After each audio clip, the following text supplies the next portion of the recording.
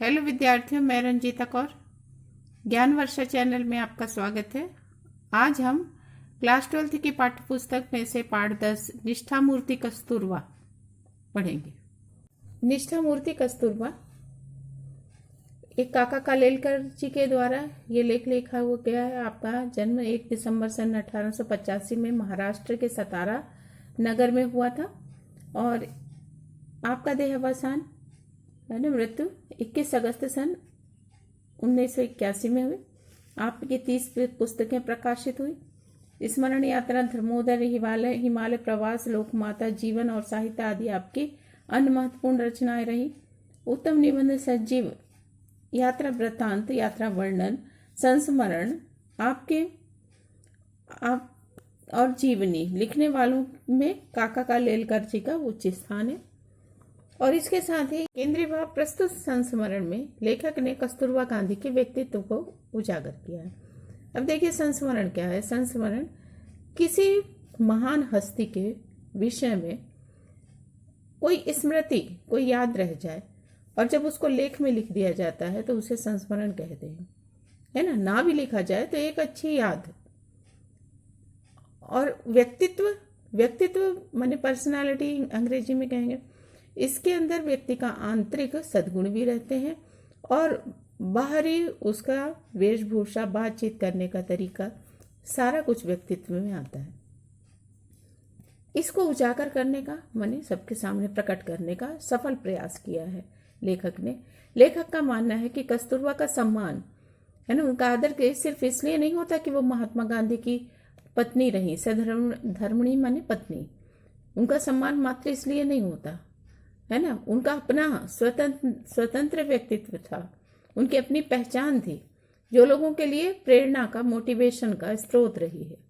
अतः लेखक कस्तूरबा को महात्मा गांधी के समान ही समतुल्य मानता है, राष्ट्रमाता का दर्जा देता है। अब महात्मा गांधी जैसे महान पुरुष की सधर्मिणी होने के तौर पर तो पूरा देश उनका आदर करेगा ही, वो तो करता है। लेकिन राष्ट्र ने जहां महात्मा गांधी को बापू जी के नाम से राष्ट्रपिता का स्थान दिया, वहीं कस्तूरबा गांधी को बा के एक अक्षर के नाम से राष्ट्रमाता बनाया है। किंतु सिर्फ महात्मा जी के साथ उनके संबंध रहे, है ना, राष्ट्रपिता के साथ वो उनकी पत्नी थी इस कारण नहीं, बल्कि उनके आंतरिक, उनके अपने सद्गुणों के कारण और उनके प्रति निष्ठा, विश्वास के कारण कस्तूरबा गांधी राष्ट्रमाता के समान माने इस राष्ट्रमाता के दर्जे को पा सकी हैं। चाहे दक्षिण अफ्रीका हो या हिंदुस्तान हो, सरकार के खिलाफ जब भी लड़ाई का समय आया, है ना, जब भी आंदोलन किए महात्मा गांधी ने, तो हमेशा उन्होंने अपने चरित्र की उच्चता को प्रकट किया, है ना, उसके तेज को, उसके प्रकाश को, अपने सद्गुणों, अपने सदचरित्र के प्रकाश को प्रकट किया। कस्तूरबा हमेशा अलौकिक दिव्य प्रकाश के रूप में उस कसौटी में हमेशा सफल रही।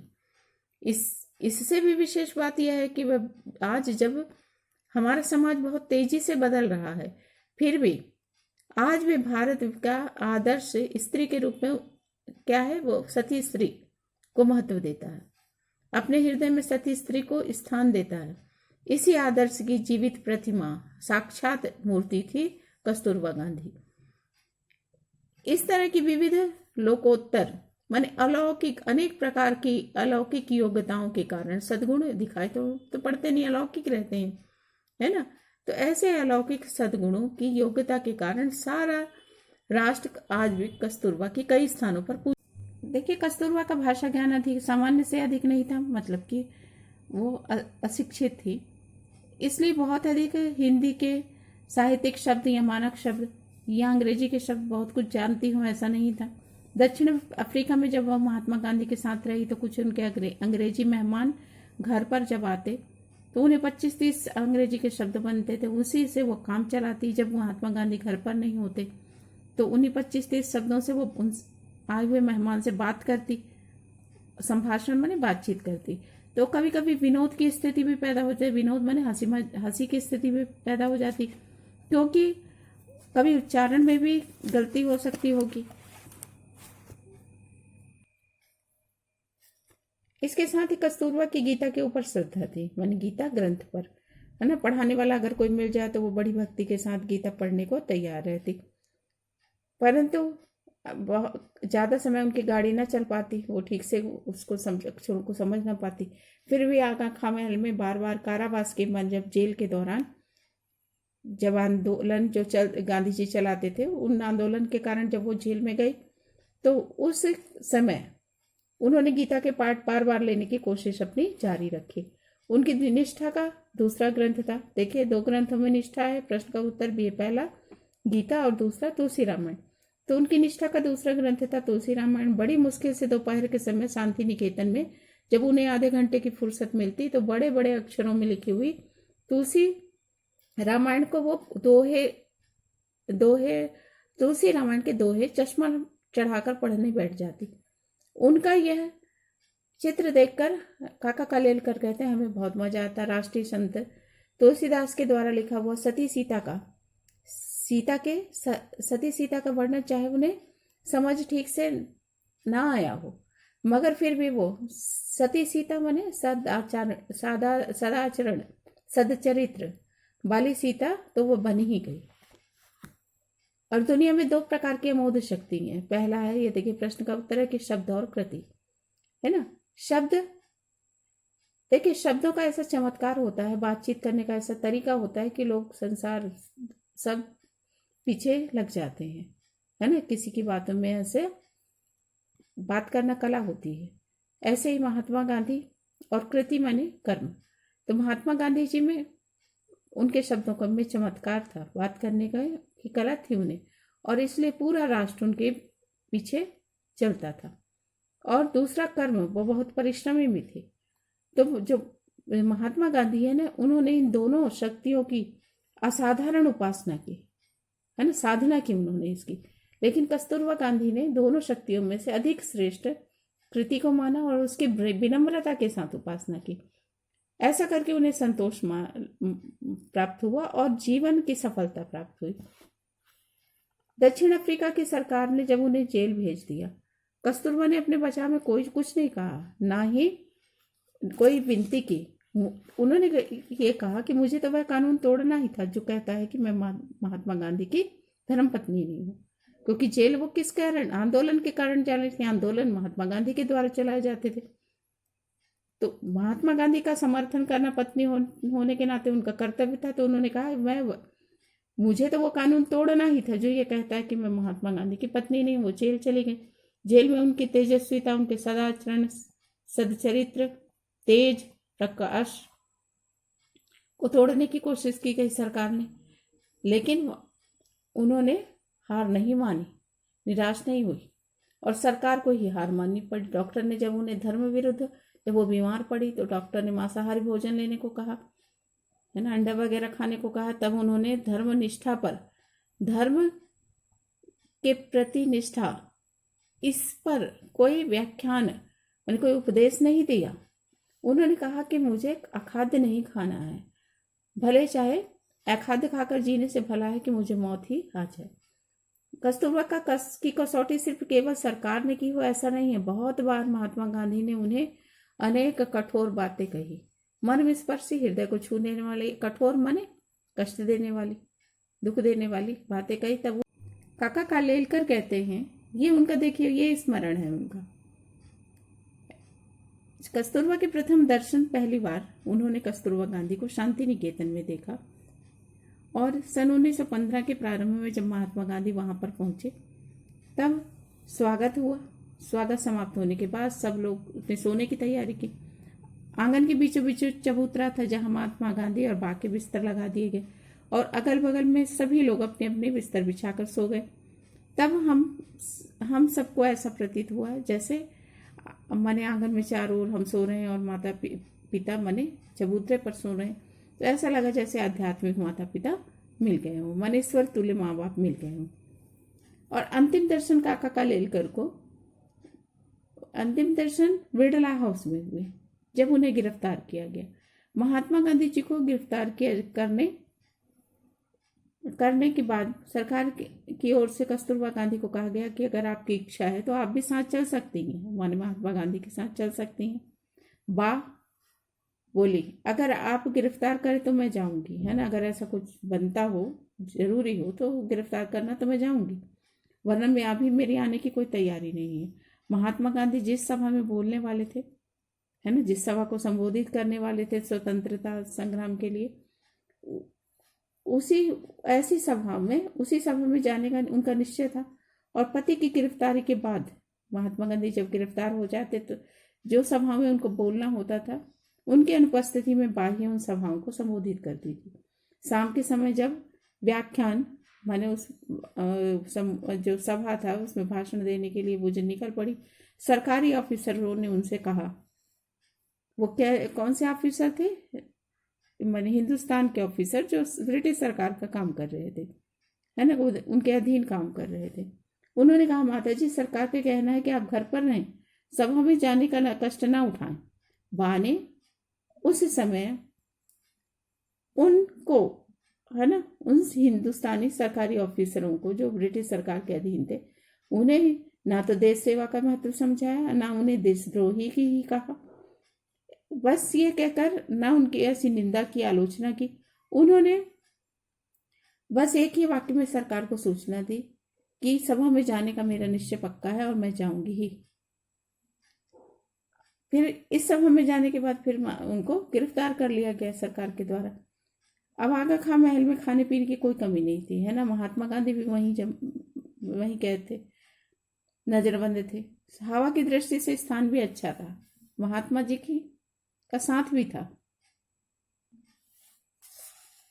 लेकिन कस्तूरबा के लिए विचार ही ऐसा नहीं हो गया कि मैं कैद में हूं। उन्होंने कई बार कहा, मुझे यहाँ का वैभव माने ऐशोआराम नहीं चाहिए। फिर भी महात्मा गांधी का अंग्रेज सरकार आदर करती थी, उनको तरीके से सब सुख सुविधाओं के साथ रखा जाता था, है ना, नजरबंद जब किया जाता था तो वो वैभव, ये जो है आगा खां महल का वैभव मुझे कतई नहीं चाहिए। मुझे तो सेवाग्राम माने शांति निकेतन, है ना, उसकी कुटिया ही पसंद है।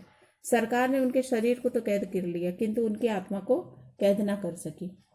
जिस प्रकार पिंजड़े का पंछी प्राणों को त्याग करके बंधन मुक्त हो जाता है, उसी प्रकार उन्होंने शरीर छोड़ दिया सरकार की कैद में और स्वतंत्र हो गई उस शरीर से।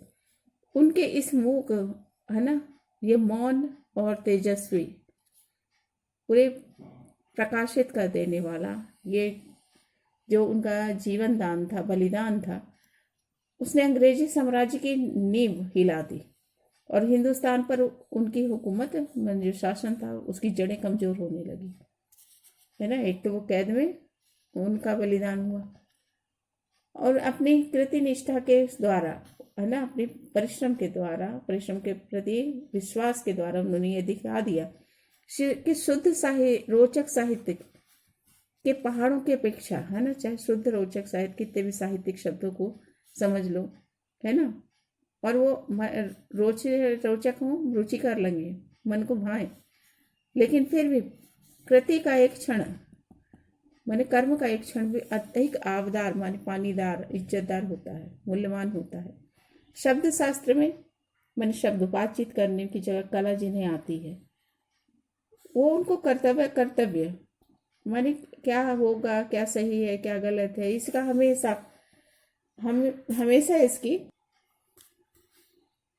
इस समय हमेशा संदेह शंका बनी रहती है ना, क्या उनके निर्णय सही होंगे, गलत होंगे, ये ना। लेकिन कृतिनिष्ठ जो कर्मशील लोग होते हैं उनको ऐसी दुविधा कभी नहीं होती। कस्तूरबा के सामने उनका लक्ष्य स्पष्ट होता था, वो दिए के समान था। जब कभी कोई चर्चा शुरू हो जाती तब वह मुझे इससे ये होगा और मुझसे ये नहीं होगा, स्पष्ट शब्दों में वो अपनी बात को कहा करती थी। काका कालेलकर कहते हैं कि आश्रम में कस्तूरबा हम लोग के लिए माँ के समान थी। सत्याग्रह आश्रम यानी महात्मा गांधी ने उस आश्रम के लिए कठोर नियम बना रखे थे और उन नियमों का पालन कराने वाले मगनलाल जी थे। ये भी कठोर नियमों के पक्षधर थे। ऐसे स्थान पर अगर वात्सल्य की आर्द्रता माने वात्सल ममता की वर्षा अगर होती तो कस्तूरबा गांधी की द्वारा होती।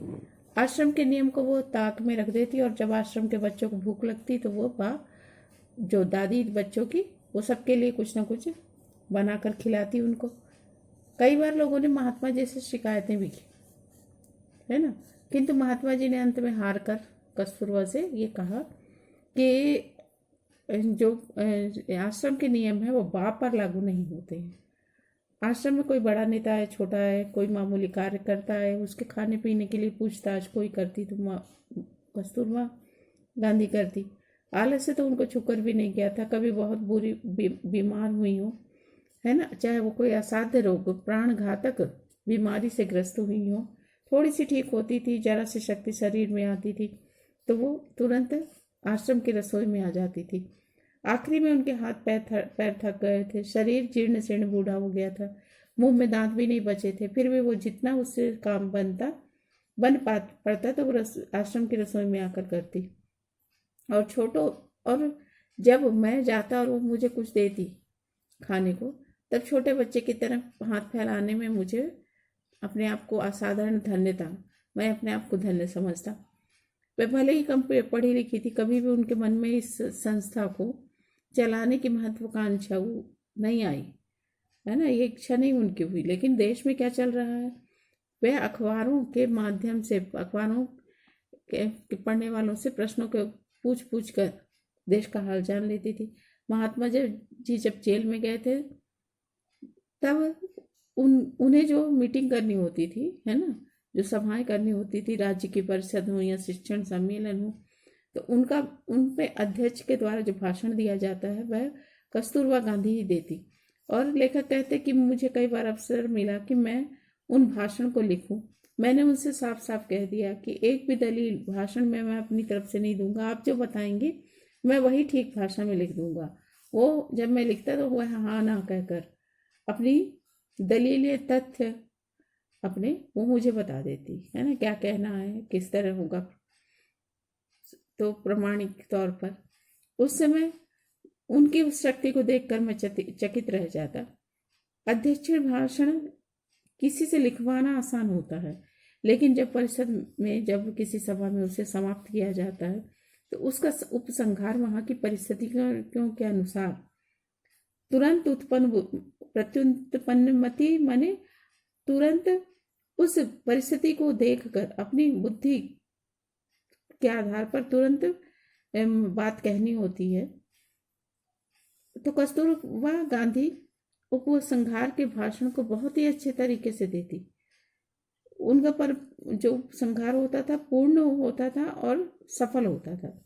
उनके इसी भाषणों की परिस्थिति, उनके भाषणों के वो संहार में परिस्थिति की समझ होती थी, भाषा की सावधानी और खानदानी महत्ता होती थी। आज के जमाने में स्त्री जीवन के संबंध में हमारे आदर्श, हमारी सोच है वो काफी बदल चुकी है। आज कोई स्त्री, अगर